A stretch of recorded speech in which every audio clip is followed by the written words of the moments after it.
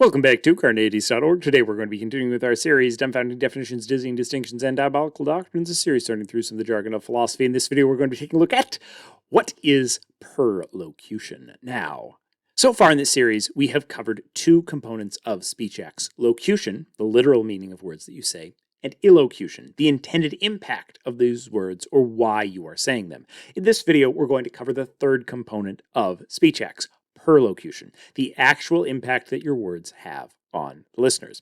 If you haven't checked out our videos on locution and illocution, you should check those out now.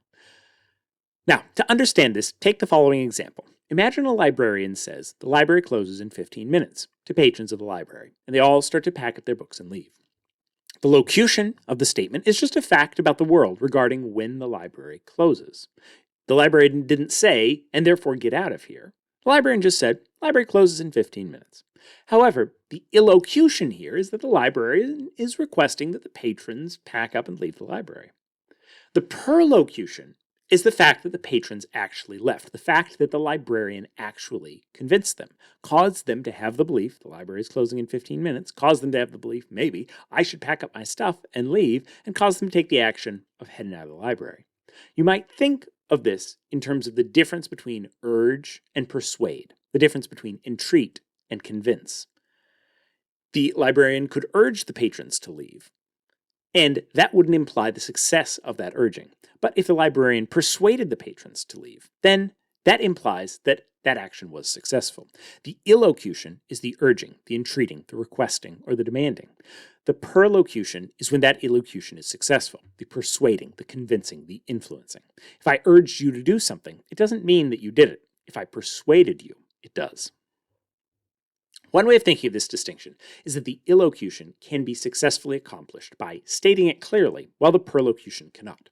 If I say, "The baby is sleeping," my illocution may be entreating you to be quiet, but I can always be explicit about this by adding "be quiet" to the end of the utterance. However, simply by saying I am trying to persuade you to be quiet, it does not necessarily follow that you're actually going to be quiet. I can convey what I want you to do clearly by making my illocution explicit, but I can't necessarily succeed in my perlocution. I can't just by saying it persuade you to be quiet, but I can by saying it ensure that you hear that I am urging you to be quiet. Just because I want you to do something clearly doesn't mean you're necessarily going to do it. I might say, "That tiger looks angry." In terms of the locution, I'm not asking you to do anything, just providing you with information about the world. But my illocution may be a warning that you should get away from the bars of that cage with the goal of getting you to back up. You might grasp only my locution and fail to understand the illocution that you should move away from the tiger, but I could always make that illocution explicit. I could go and say, "That tiger looks angry, why don't you back up?"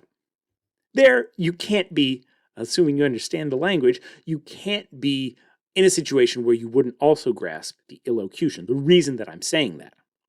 In contrast, you might grasp the illocution as well, but fail to be convinced of the perlocution, that you understand what I'm telling you, but you don't actually back up. And no amount of me clarifying what I'm saying is going to make me succeed with perlocution.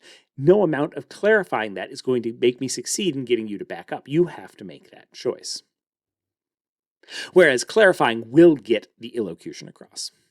You can even take perlocutionary actions that are not part of your intended illocutionary force.